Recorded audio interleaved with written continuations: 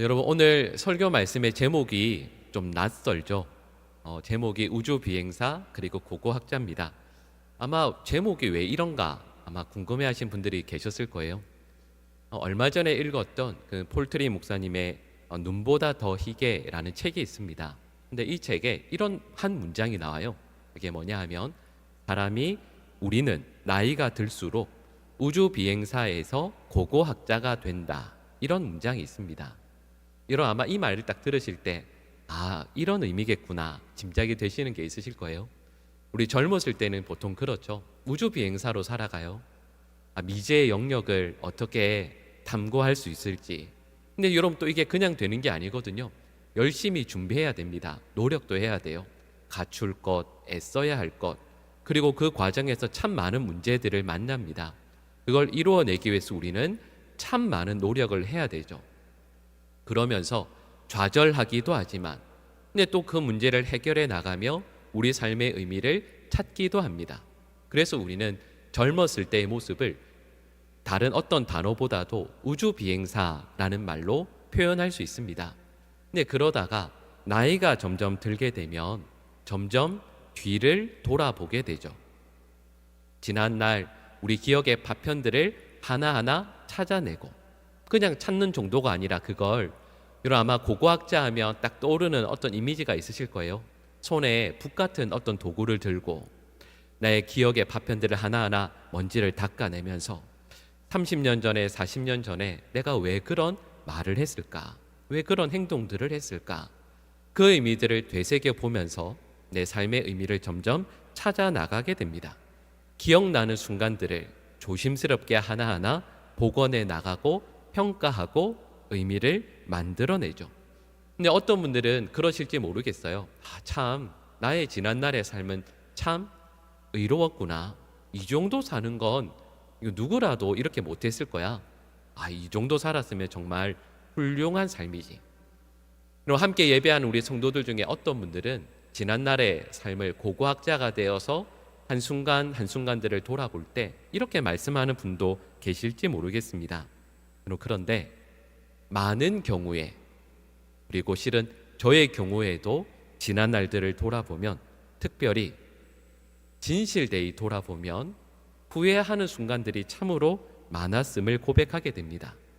실패하고 또 그리고 낙담하고 내 삶의 가장 깊고 어두운 삶의 단면을 찾게 되었을 때요. 근데 그걸 그냥 모른 채 하지 않고 용기를 내어서 그것을 마주하게 되었을 때 우리는 두려움에 휩싸이기도 합니다. 단순한 후회 정도가 아니라 그 앞에서 가슴을 치며 통곡하기도 하죠. 회피하고 싶기도 하고 두려움에 휩싸이기도 합니다. 그런데 하나님께서는 저희에게 다르게 말씀하십니다. 그 가장 어두운 단면을 대하게 되었을 때 두려워하지 말라고, 너무 걱정하지 말라고 말씀해 주시죠.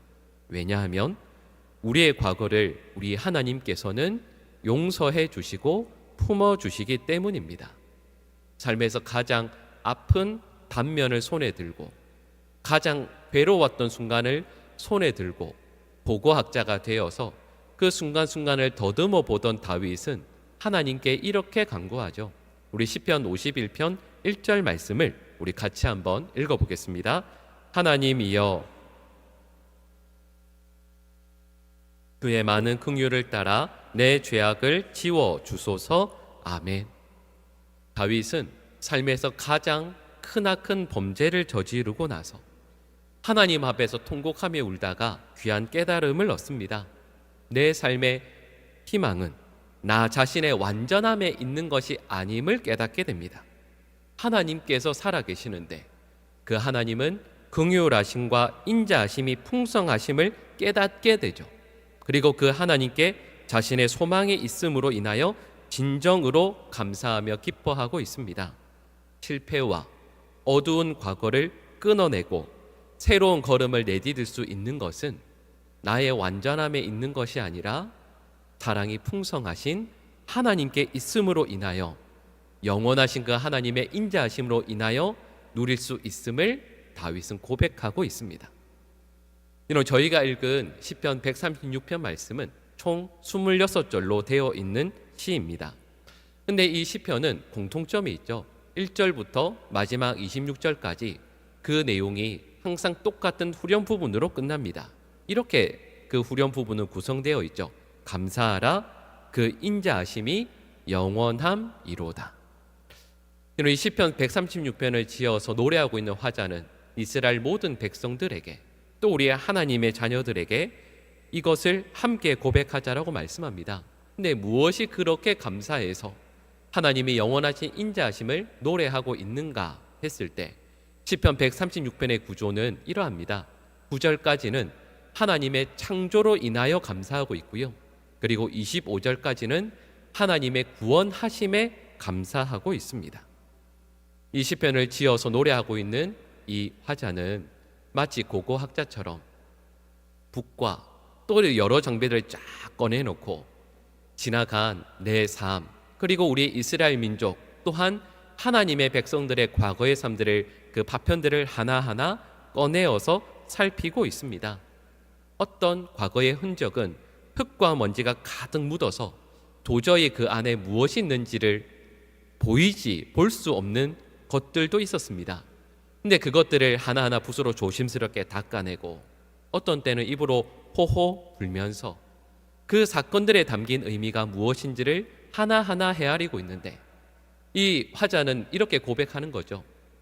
내 삶에 우리 하나님 백성들의 모든 삶의 파편 그 조각들에는 반드시 하나님의 영원하신 인자하심이 다 묻어 있더라. 그러니 이 사람은 하나님께 감사하고 있는 것이죠. 그래서 이 시편 136편 전체에 어쩌면 주제라고 할 수 있는 오늘 본문 말씀은 1절 말씀은 우리에게 이렇게 명령합니다. 우리 1절 말씀을 같이 읽겠습니다. 여호와께 감사하라. 그는 선하시며 그 인자하심이 영원함이로다. 아멘. 여러분, 그리고 저는 이 고백이, 그리고 이 아름다운 감사의 고백이 창립 66주년을 맞이하는 우리 보광중앙교회의 그리고 우리 모든 성도들의 믿음의 고백이 되어야 할 줄로 믿습니다. 여러분, 시편 136편에서 이런 말씀을 드렸어요. 하나님의 창조, 하나님의 구원으로 인하여 감사한다. 여러분, 실은 여기에 특징이 하나 있습니다. 그것이 무엇이냐면 내가 잘한 이 내용은 하나도 없습니다. 내 과거의 삶을 고고학자가 되어서 하나하나 다 살펴보니까 그럼요, 우리가 잘한 것도 있겠죠. 애쓰고 노력한 것들도 있습니다. 하지만 그런 것들만 있으면 얼마나 좋겠습니까? 오히려 우리는 실수하고 넘어지고 범죄하여 하나님의 마음을 아프게 할 때가 훨씬 많이 있었습니다. 그럼에도 불구하고 하나님의 그 인자하심은 한순간도 우리를 향하여 비추어지지 않은 적이 없었습니다. 그 하나님의 인자하심은 영원하였죠. 그래서 처음 말씀드렸던 것처럼 우리 보광중앙교회는 지금까지 한편으로는 우주 비행사처럼 많은 모험과 도전을 해왔습니다. 그 어렵고 힘들었던 그 작은 교회가 교회 건축을 이루어내었고 또 그 어려운 중에 우리 교회보다 더 어려운 교회들을 먼저 마음에 품고 그들을 돕고 섬겼습니다. 그래서 지방의 여러 교회들을 건축했고요. 또 그리고 세계 곳곳에 선교사들을 파송하고 또 농어촌 지역에 있는 많은 교회들을 저희는 지금도 돕고 섬기고 있습니다. 그리고 저희 교회는 또 우주 비행사처럼 큰 모험을 해야 합니다. 바로 교회를 또 건축해야 하는 상황에 있는 것이죠. 그래서 우리 교회는 앞으로도 많은 모험들을 감당해야 합니다. 근데 또 바로 이 순간 잠깐 서서 뒤돌아보며 고고학자처럼 지난 걸음들을 다시 헤아려 보며 지난 66년 동안 하나님께서 놀라운 은혜를, 변함없으신 하나님의 사랑을 베풀어 주셨음을 깨닫고 고백하게 됩니다. 비록 우리는 수많은 실수와 잘못을 하기도 했지만 그 순간들마다 우리 주님께서는 우리 교회에 세우신 리더십들을 붙들어 주시고 일으켜 주셨습니다. 그리고 우리 모두는 또 또 이렇게 믿음으로 고백합니다. 하나님께서는 영원한 인자하심을 우리 교회에 베풀어 주실 것입니다. 근데 여러분, 그 근거가 무엇이겠습니까? 바로 종료주의를 맞이하는 저희들이 우리를 위해 기꺼이 십자가를 지신 예수 그리스도의 그 사랑과 은혜를 의지하여 우리에게 확증케 하신 하나님의 그 사랑으로 말미암아 우리 보광중앙교회는 앞으로도 그 하나님을 의지하여 모든 사명들을 감당해 낼 것입니다. 이전에 저희 원래 있던 그 교회에서 가까운 신일교회가 있습니다. 그 신일교회 담임 목사님께서 저에게 책을 몇 권 보내주신 적이 있습니다. 그 책이 어떤 한 인물에 대한 책이었는데 그것은 바로 신일교회 1대 목사님이었던 이일선 목사님에 대한 책이었습니다. 이런 간단히 말씀드리는 이런 내용입니다. 신일교회를 설립한 이 이일선 목사님은 신학교에 입학했던 그 첫 해에 신일교회를 설립했습니다. 근데 그리고 나서 시간이 조금 지났을 때 한국 전쟁이 일어나게 되죠. 근데 그 기간 동안 이 목사님은 서울대 의대에서 의학 공부를 하게 되었습니다. 그러니까 이분은 목사이면서 또한 의사이셨던 것이죠. 근데 그러면서 목회를 하시는 중에 교회가 부흥해서 성도가 1000명에 이르게 되었습니다. 그렇게 고생하시다가 전쟁을 겪고 그래서 교회가 부흥하게 되었을 때 이제는 교회에서 좀 안정적으로 목회를 하실 수 있을 법도 한데 이분은 그때 교회를 사임하시고 울릉도에서 의사로 평생을 헌신하게 되었습니다. 그래서 이일선 목사님의 별명이 바로 한국의 슈바이처였습니다. 실제로 이분은 존경했던 슈바이처 박사 밑에서 의사로서의 수련도 실제로 아프리카로 가서 받기도 했습니다. 근데 그 보내주신 책들을 몇 권을 이렇게 쭉 읽는데 저의 마음에 지금도 남아있는 한 어구가 있습니다. 이일선 목사님이 스스로의 삶을 이렇게 정리하세요. 뭐라고 하시냐면 등에는 십자가, 입에는 노래. 등에는 십자가, 입에는 노래. 여러분, 그 어렵고 힘든 시기를 보내면서 얼마나 무거운 십자가를 지고 교회를 섬기셨을 것이고 그 당시만 해도 정말 소외된 서민 울릉도에서 목회자로 의사로 살아간다는 것은 참으로 힘든 일이었을 겁니다. 등에 그 무진 십자가가 날로 더 무거워졌겠죠. 근데 그 십자가가 무거워지면 무거워질수록 입에서는 하나님을 향해 올려드리는 찬송이 날로 흘러 넘쳤습니다. 그래서 스스로의 삶을 등에는 십자가, 입에는 노래라고 정리하시는 것이죠. 여러분, 저는 창립 66주년을 맞이하는 또 그리고 고난주간을 앞두고 있는 우리 모든 성도들의 삶이 또한 한편으로는 등에는 십자가를 지고 입에는 하나님께 올려드리는 찬송을 가득 안고 살아가는 이들이 되어야 할 줄로 믿습니다. 여러분, 등에 진 십자가가 더욱더 무겁게 느껴질 때가 있으실 겁니다. 근데 여러분, 그럼에도 불구하고 저희들이 찬송을 그치지 않을 수 있는 이유는 여전히 찬송을 우리의 입에 담을 수 있는 이유는 오늘 말씀처럼 감사하며 하나님 앞에 엎드릴 수 있는 이유는 하나님의 그 인자하신 사랑이 저와 여러분들의 삶에 또 우리 교회에 영원히 비추어질 것이기 때문입니다.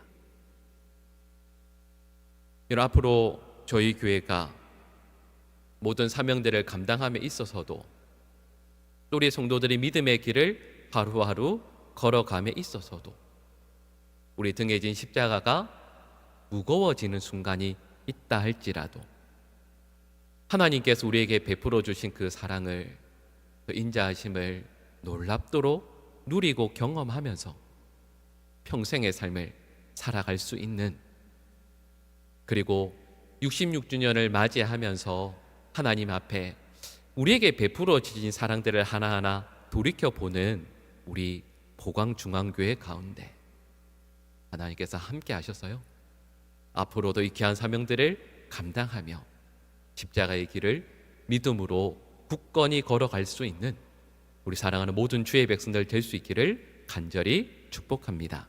기도하겠습니다. 사랑의 하나님, 등에는 십자가를 지고 지난 66년을 걸어온 저희 보강중앙교회 모든 성도들의 입술에 하나님의 인자하심을 의지하며 찬양하며 주신 삶을 기꺼이 감사함으로 나아가게 하셨음을 또한 감사드립니다.